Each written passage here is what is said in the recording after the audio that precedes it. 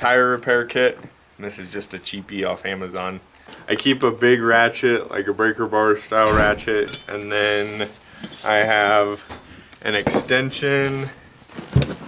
What's this extension for? To a bottle jack. Okay. So this came up the other day on someone's Facebook page. They were asking about getting a high lift.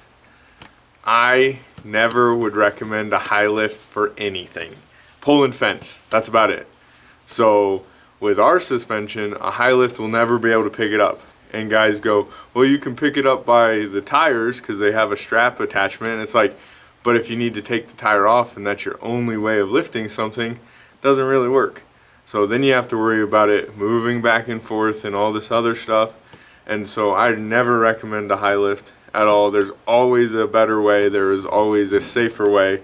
A bottle jack, if you got to lift the Jeep up, a bottle jack is your better way. You put it under the axle, you have it in a, even if it's not a flat spot, you can take rocks and stack stuff to make a flat spot.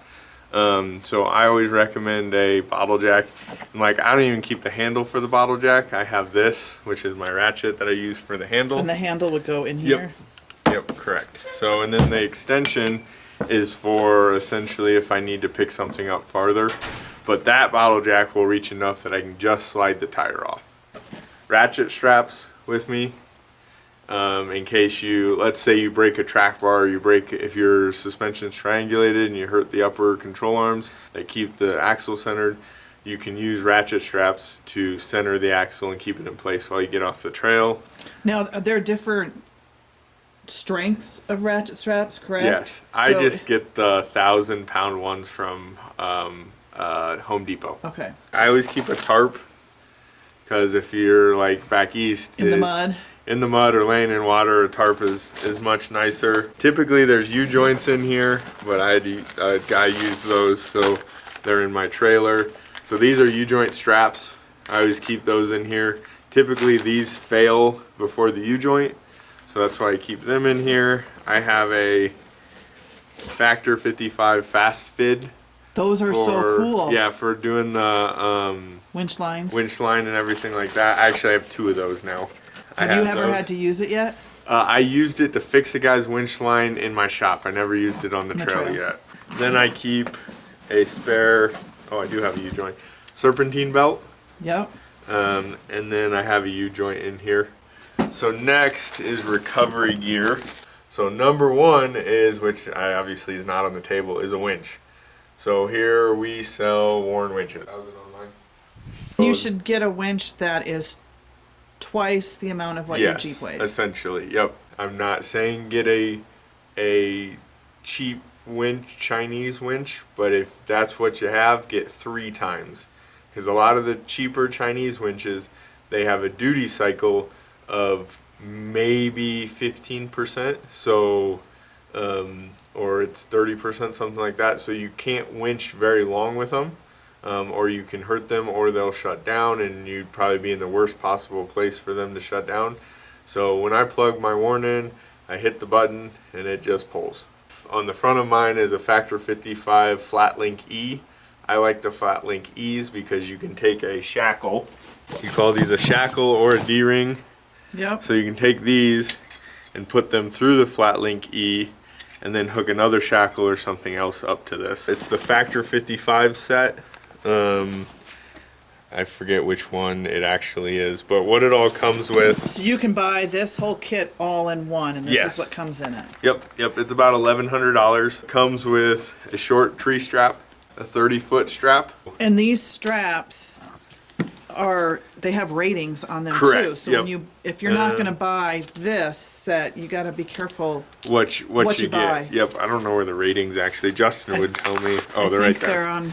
Yep. So there's warnings and ratings. I know they're on the soft shackles. Yep. You can see them right here. So that's something Factor 55 does. So this is their heavy-duty version of the soft shackle with the coating and everything.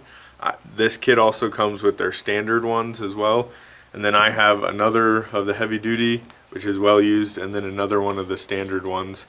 It comes with a little choker. So I actually didn't even know about these until Justin showed me. Choker? What's a choker? It goes around your neck and you hang yourself. So essentially we use this in Sand Hollow this lady, so if you've ever been to Sand Hollow, you go in the park and down the road, and once you go down the road, there's beach on each side, essentially, with sand. Well, this lady was trying to go into the beach, sand. She had a Dodge Challenger, I think it was, and she instantly pulled in the sand and got stuck. So we used one of these, because there was no attachment points on that, around part of the frame underneath, and then we could use the winch to kind of pull her back slowly. So yeah, these are super, super handy. Are there little, oh, it's just really strong. Yeah, right so here. it's rigid right here, and then you can wrap it around stuff. This spreads the load out, so you're not going to hurt anything. Or, Right. and it also has these protective sleeves, so if there's a sharp spot, it's not going to cut through it. Right. So tree saver. And there was something else in this bag that I saw, I've never seen before, and I thought it was the coolest thing ever. What was? The round. Oh yeah, yep. I'll pull that out. So it comes with 2 shackles. It comes with a hitch link. So I actually don't have a hitch on my Jeep, but I do on my truck. So this is probably gonna go in my truck, or I'll keep it for in here in case someone, like, there's some bumpers out there that don't have recovery points on them. If you're making a bumper that doesn't have a recovery point on them, obviously you're not designing your product to wheel.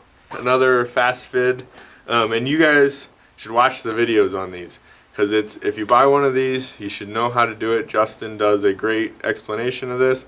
If you go to an event that they're at, he'll show you as well. It's super cool. So, and it comes with all this, like, straps to keep everything organized. This one's for that monstrosity that I haven't organized yet. But then it's... And is this supposed to fit in there? No. Oh. No. So then... This is the coolest thing ever. This is a rope retention pulley. So this is from Factor 55 as well. So if you're trying, essentially you put a soft shackle through here and you attach it to a tree or whatever, and then you wrap your winch line around here, and the little silicone nubs hold the rope in there so it doesn't fall out while you're trying to hook everything else up. And then you can use this as it's a snatch block, essentially, a version. Pull at a different angle. You need to try to self-recover. You can use it to pull a vehicle up on a trailer. There's a lot of different uses for this, and so what it can do is it can redirect the winch line to another location. You can use it to go back to yourself. So what that does is it essentially gives you your winch technically more pulling power. Buy all this stuff separately. So I obviously wheel a good amount throughout the year, and so I have quality stuff, and a lot of it to make sure that I can help in any situation possible.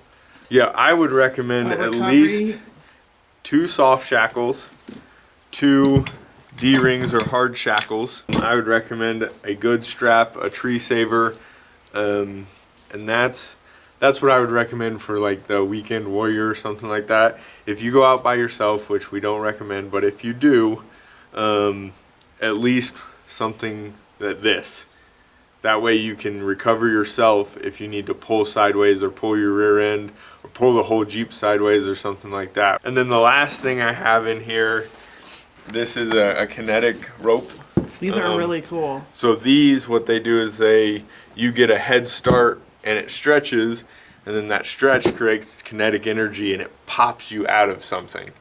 So these are great in sand. These are great in mud. Moves. I mean, it moves. See? Yeah. But these have a... They have a rating too? Yep.